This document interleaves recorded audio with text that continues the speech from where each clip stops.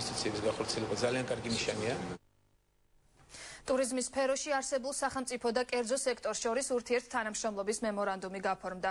იქმნება ტურიზმის მრჩეველთა საბჭო, რომლის მიზანიც ამ სფეროში არსებული გლობალური საკითხების და ტურიზმის განვითარებისთვის შესაბამისი რეკომენდაციების შემუშავება იქნება. საბჭოს შემადგენლობაში ასოციაციების გარდა საქართველოს ეკონომიკისა და მდგრადი განვითარების სამინისტროს წარმომადგენელი რჩება.